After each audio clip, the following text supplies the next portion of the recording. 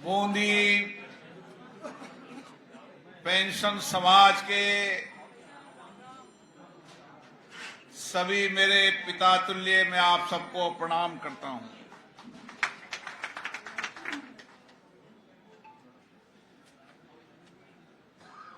जो मेरे सामने बैठे हैं उन्होंने अपनी जिंदगी के सबसे अमूल्य दिन इस प्रदेश की सेवा कर इस प्रदेश की प्रगति खुशहालियों आगे बढ़ाने में अपनी जिंदगी दी है। आजादी के इस 75 वर्ष की लोकतंत्र की यात्रा के अंदर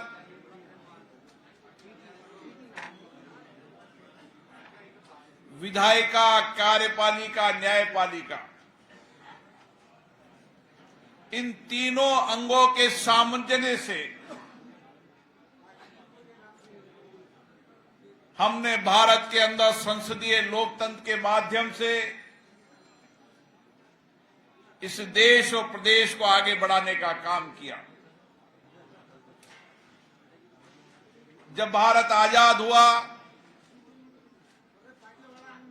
तो दुनिया का विविध वाला देश, विविधता संस्कृति की, विविधता भाषा की, बोली की, धर्म की, दुनिया में इतनी विविधता वाला देश दुनिया के अंदर कोई नहीं है। इतनी विविधता होने के बाद भी आजादी के बाद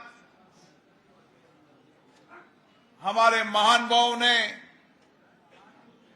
हमारे मनीषियों ने जो संविधान निर्माण किया, बाबा साहब अंबेडकर जी ने उसमें सबसे विचार विमर्श कर संसदीय लोकतंत्र को अपनाया और दुनिया मानती थी कि भारत में संसदीय लोकतंत्र चल नहीं पाएगा, लेकिन भारत के अंदर इस संसदीय लोकतंत्र की जड़ें बहुत मजबूत थी। अभी मैं ज्योतिषी लोगों से चर्चा कर रहा था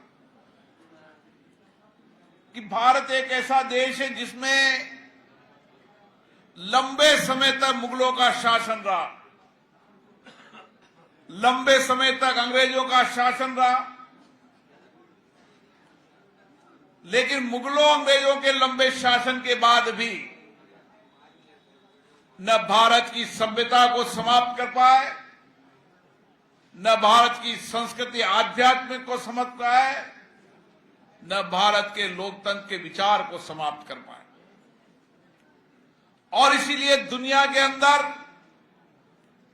आज हमारा सबसे बड़ा लोकतंत्र देश तो है सही, लेकिन हमने संविधान के अंदर सबकी समानता, सबका न्याय और स्वतंत्रता के मूल सिद्धांत के आधार पर जब संविधान बनाया तो 3 संविधान के साथ 3 हमारे अंग जो शासन की पद्धति को चलाएंगे, उसमें कार्यपालिका की भूमिका भी महत्वपूर्ण रखी। और इस कार्यपालिका की भूमिका के अंदर हमारे संस्कार और विचार ऐसे थे कि आजादी के बाद हमारे सामने चुनौतियां थी, धन का अभाव था, शिक्षा का अभाव था, चिकित्सा का अभाव था, लेकिन आप सब लोगों ने इस 75 वर्ष की यात्रा के अंदर सरकारी सेवाओं के माध्यम से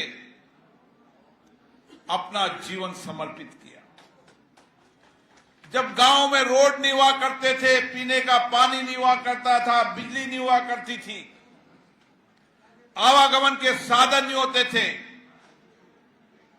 आपने किलोमीटर की यात्रा कर शिक्षा पहुंचाने का काम किया। शिक्षा का अलग पहुंचाया। गांव ढाणी के अंदर, अंधेरों के अंदर रहकर आपने अपनी जिंदगी के अंदर समाज के उन बच्चों की जिंदगी को रोशनी देने का काम किया। चिकित्सा के अंदर हमारे पुरुष भाई बहनों ने दूर दराज इलाके के अंदर गांव में जाकर एक स्वस्थ समाज बने।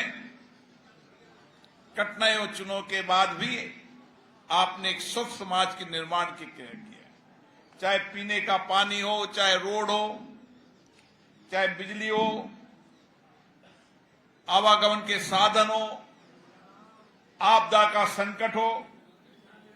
हर संकट के चुनौतियों के समय आप जनता के बीच में खड़े रहे। सामाजिक सेवाओं के माध्यम से बहुत सारे विभाग के लोग यहां पर बैठे हैं। समाज के अंतिम व्यक्ति को न्याय मिले और सामाजिक सेवाओं के माध्यम से उनकी जिंदगी के परिवर्तन हो। जो सरकार योजनाएं बनाए उस योजनाओं को नीचे तक लागू करना, उस योजनाओं के माध्यम से समाज जीवन में परिवर्तन करना एक लंबा अनुभव रहा है। और जब भी मैं आपके बीच में आता हूं तो आपका तप, तपस्या, समर्पण, सेवा और आपका अनुभव इस राज्य को आज भी मिल रहा है। मेरे पिताजी भी राज्य सरकार के सेवानिवृत्त कर्मचारी रहे और इसलिए मैं आपके परिवार का सदस्य हूं। मैं उस चुनौतियों को, कठिनाइयों को जानता हूं, लेकिन आज भी आप इस राज्य के नवनिर्माण के अंदर, राज्य को आगे बढ़ाने के अंदर, आज भी गांव ढानी के अंदर, दूर दराज के इलाके के अंदर सेवा का काम करते हैं।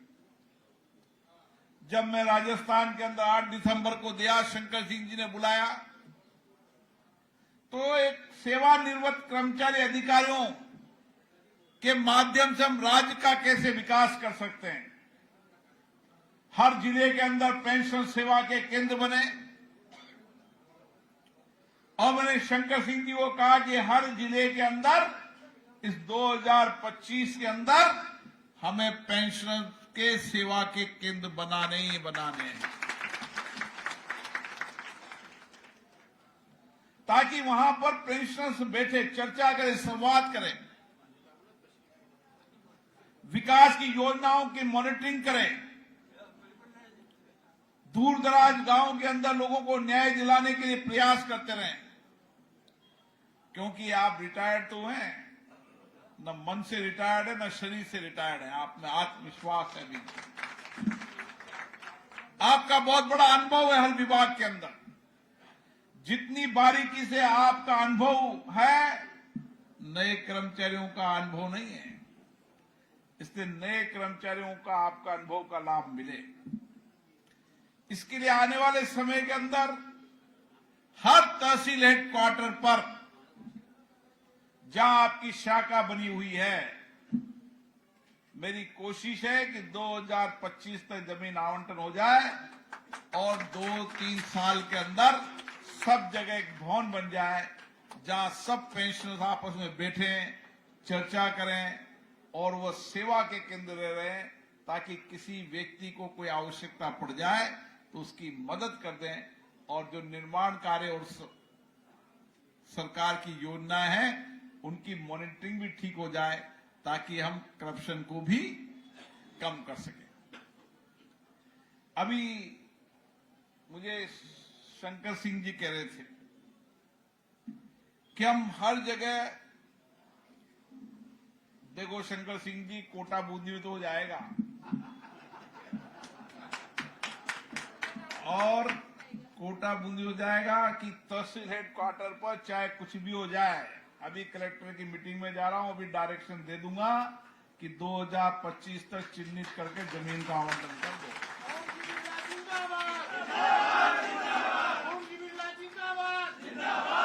उस तहसील हेडक्वार्टर पर उप शाखा, जो आपकी उप शाखा हेडक्वार्टर पर एक छोटा लाइब्रेरी के लिए 10 से 15 हजार की किताब भी वहां पर रख दूंगा तो लोग पढ़ते रहे। एक अध्यक्ष जी, एक मेरा चतुर्भुज जी और रामेश्वर जी कहना है कि एक वहां पर सुविधा केंद्र वो भी वहां दिला देंगे, ताकि कोई आ गया ई मित्र सेवाओं का लाभ भी वहां पर लोगों को मिल जाए, वो भी हो जाए। और नियमित रूप से लोग वहां बैठे, कोई आ गया, कोई समस्या हुई, कठिनाई हुई, तो उसकी और मुझे भी मदद मिल गई। मुझे आप इतने बड़ी संख्या के अंदर मेरे पिता तुल्य मुझे आप मार्गदर्शन करेंगे, तो निश्चित रूप से जो योजनाएं बनाने का जो काम है उसको हम बेहतर योजना बना पाएंगे, आपके अनुभव का लाभ मिलेगा। और इसीलिए सबसे पहले तो लाइब्रेरी बनाओ यहाँ पर, चतुर्भुज जी आपके यहाँ पर लगभग 1000 पुस्तकें तो मैंने भी दे दी है और यहाँ पुस्तकालय है। आप दुनिया की सबसे बड़ी लाइब्रेरी मेरे पास है संसद में, आप तो हुक्म करो,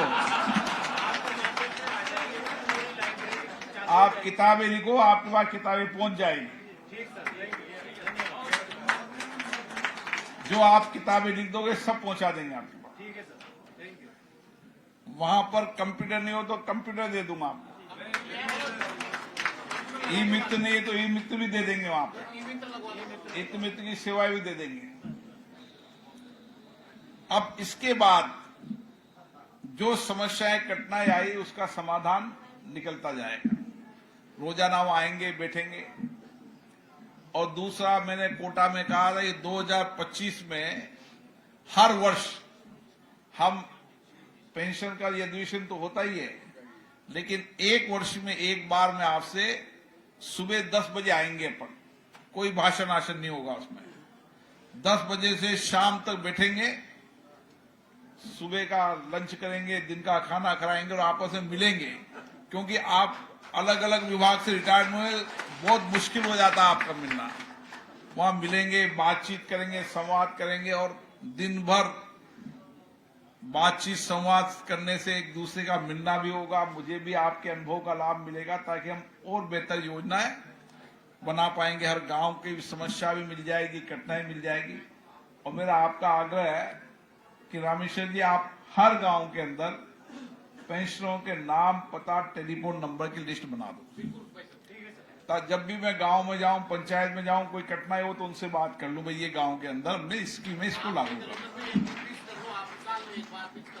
कल्याण फिक्स करेंगे, दूर दराज बैठेंगे और इसी मौसम में बैठेंगे और बातचीत करेंगे, लोगों से मिलेंगे, बातचीत करेंगे, अनुभव का लाभ मिलेंगे, आशीर्वाद लेंगे। आप निश्चित रहें, आपका बहुत बड़ा योगदान इस देश और राष्ट्र के निर्माण में है। आपका योगदान ये समाज कभी नहीं भूल सकता। आपकी तप, तपस्या, समर्पण, सेवा हमेशा इस राष्ट्र को आगे बढ़ाने का काम करती है। आप सेवा से निवृत्त हुए हैं, लेकिन आपके मन की कल्पना यह है कि 2047 तक इस विकसित भारत बनाने में हमारा भी योगदान हो। माननीय प्रधानमंत्री जी ने जो सपना देखा है, उस सपने को हम सबको मिलकर संकल्प को पूरा करना है, ताकि दुनिया के अंदर भारत विकसित राष्ट्र बने और दुनिया के अंदर हर गरीब व्यक्ति, वंचित व्यक्ति को सभी सुविधाओं का लाभ मिलते हुए उनके जीवन में आर्थिक, सामाजिक परिवर्तन हो। उसमें आपके योगदान की आवश्यकता है। पुनः आपका प्यार, आपका स्नेह, आपका आशीर्वाद, क्योंकि मैं तो जो भी बनाऊं ना, 2000 विधायक बना तो आपके आशीर्वाद से बना, सांसद बना तो आपके आशीर्वाद से बना। मुझे हर पेंशनर्स का मेरे पिताजी की तरह आज भी आशीर्वाद मिलता है। आप मेरे पिता तुल्य हो, आपका आशीर्वाद इसी तरह मिलता रहे। बहुत बहुत धन्यवाद।